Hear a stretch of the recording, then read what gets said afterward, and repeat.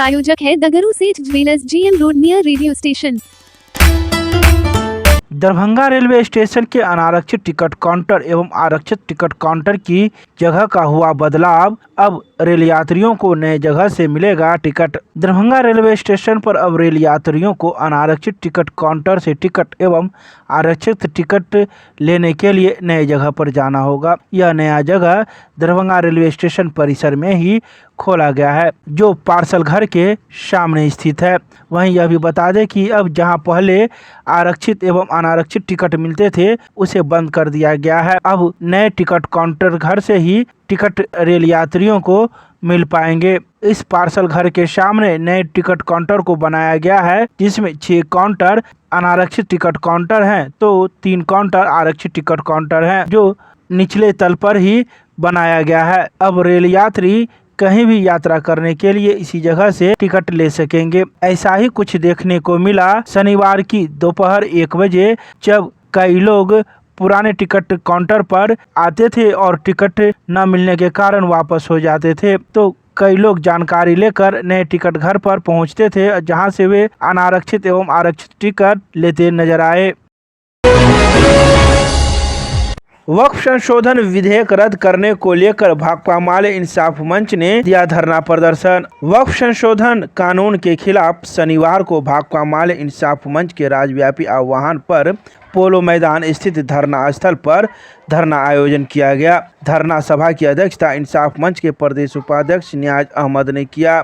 धरना सभा की शुरुआत पहलगांव में हुए आतंकी हमला में मृतक को श्रद्धांजलि देने के साथ शुरू हुई।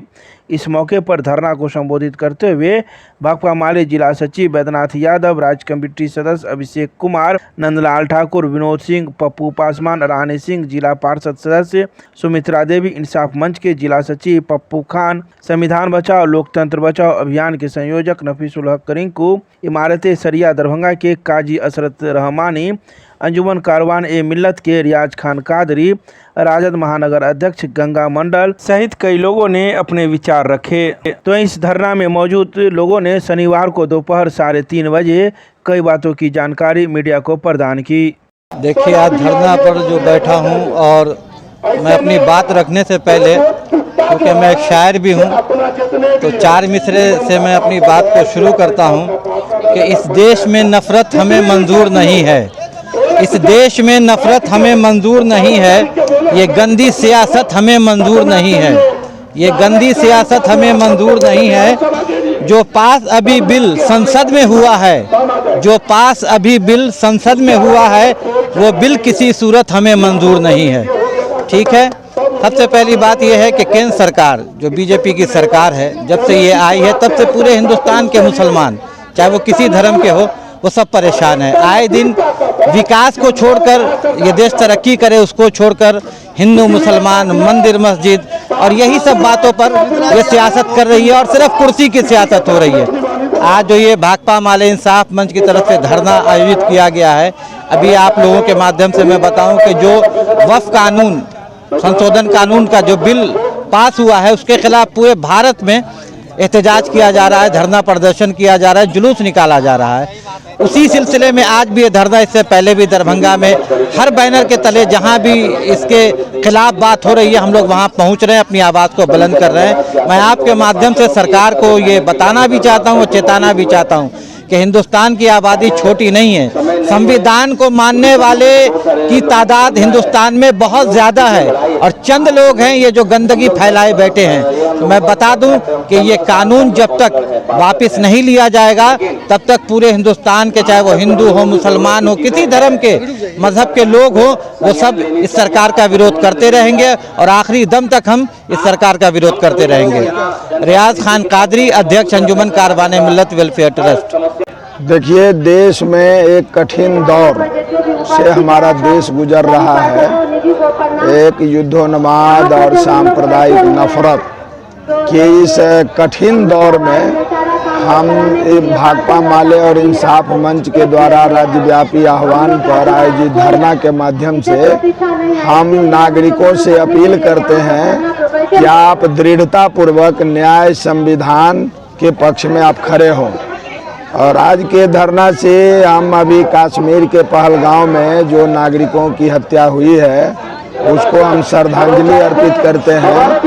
और धरना से हमारी मांग है कि भारत सरकार ये जो वक्फ बोर्ड कानून लाया है ये बिल्कुल संविधान के खिलाफ है और संविधान के खिलाफ जो कानून बनाया गया है सरकार उसको तत्काल वापस ले और देश में जो सांप्रदायिक नफरत रचने की जो साजिश रची जा रही है उसकी हम निंदा करते हैं।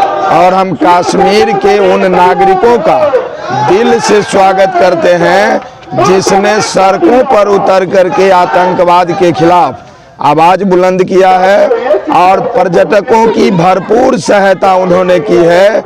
हम कश्मीर के उन तमाम लोगों के शुक्रगुजार हैं और हम देश में यह मामला कोई सिर्फ अक़लियत का मामला नहीं है, संविधान और लोकतंत्र की रक्षा का मामला है। इसलिए इस देश की साझी संस्कृति साझी विरासत की रक्षा करने का संकल्प लेते हैं और हिंदू मुस्लिम तमाम देशभक्त वक्फ बोर्ड कानून के खिलाफ हम मजबूती से खड़े हैं।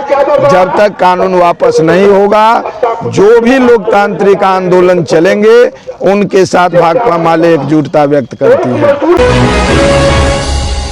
दरभंगा के लहरियासराय के धरना स्थल पर प्रमंडलीय पार्षद महासंघ के द्वारा किया गया धरना प्रदर्शन का आयोजन। शनिवार को दरभंगा के लहरियासराय के धरना स्थल पर प्रमंडलीय पार्षद महासंघ के द्वारा धरना प्रदर्शन किया गया।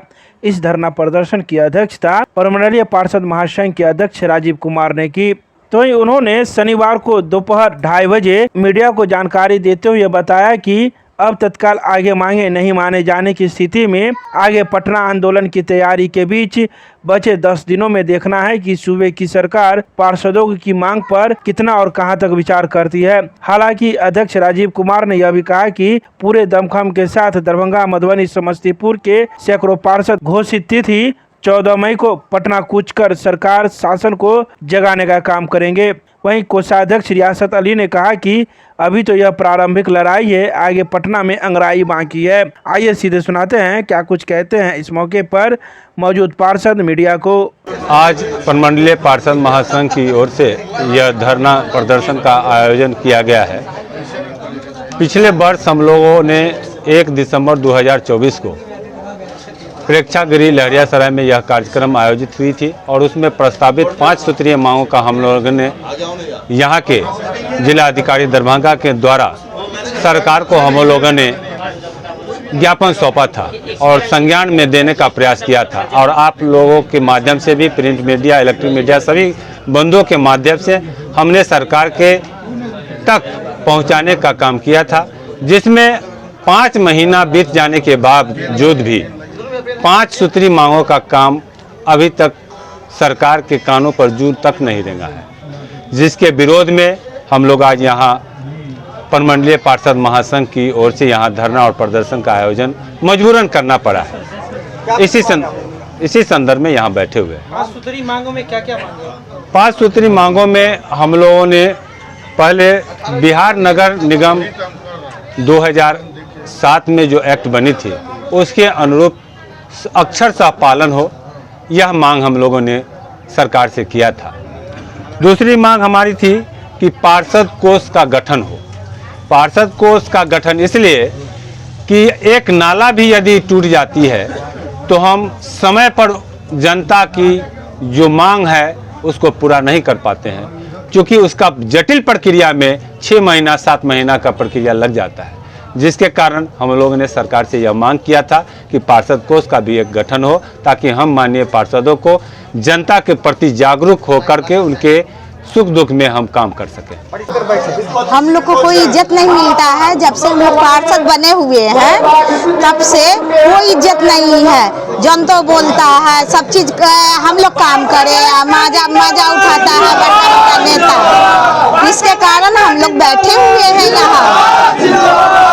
सुबह हो या रात हो जनता मेरे पास आती है। कोई मुख्यमंत्री या प्रधानमंत्री या मेयर उप मेयर पास नहीं जाती है, सूत के उठती है सीधे मेरे पास आती है। कोई कांड होता है 10 बजे रात खनी 12 बजे रात खनी दरवाजा हम लोग का खटखटाता है कि आज ये कांड हुआ वो कांड हुआ।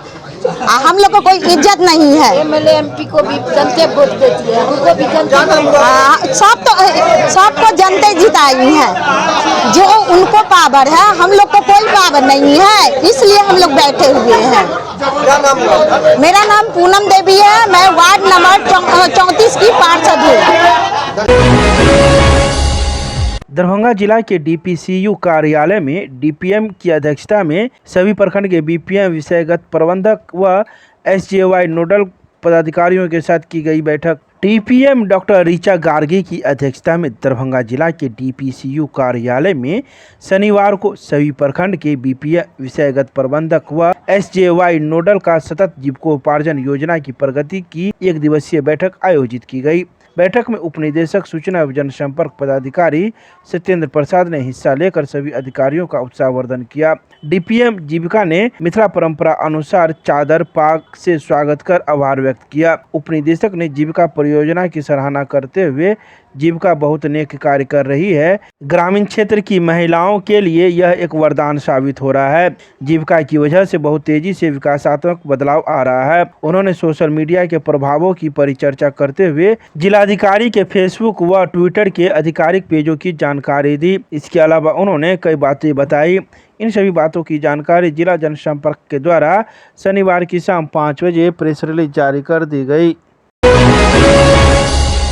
भाकपा माले पोलित ब्यूरो के सदस्य और इंडिया गठबंधन के कोऑर्डिनेशन कमेटी बिहार के सदस्यों के द्वारा की गई प्रेस वार्ता दी गई कई बातों की जानकारी। शनिवार को दरभंगा के पंडासराय में स्थित भाकपा माले के जिला कार्यालय में भाकपा माले पोलित ब्यूरो सदस्य और इंडिया गठबंधन कोऑर्डिनेशन कमेटी बिहार के सदस्य धीरेन्द्र झा ने शनिवार को दिन के 12 बजे संवाददाता सम्मेलन को संबोधित करते हुए कहा कि राहुल गांधी, तेजस्वी यादव और दीपांकर भट्टाचार्य सहित अन्य नेताओं और वंचित सामाजिक समूहों के द्वारा जाति गणना कराने की मांग मजबूती से उठाई गई और यह राष्ट्रीय मुद्दा और आंदोलन बन गया। इस दबाव में केंद्र सरकार के द्वारा यह कदम उठाया गया। यह इंडिया गठबंधन की बड़ी जीत है, क्योंकि यह सवाल 2024 की लोकसभा चुनाव के इंडिया गठबंधन की घोषणा पत्र का अहम मुद्दा है।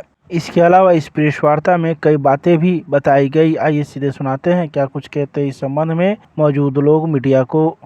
पूरे देश में जाति गणना को नकारने वाले, जाति गणना के एजेंडा को विभाजनकारी बताने वाले, समाज में टूट पैदा करने वाला एजेंडा बताने वाले अंततः जन दबाव में, जन आंदोलन के दबाव में उनको झुकना पड़ा है और जाति गणना को राष्ट्रीय स्तर पर कराने का फैसला लिया गया है। आम जनगणना के साथ जाति गणना भी होगी, इस बात का फैसला कैबिनेट के जरिए किया गया है।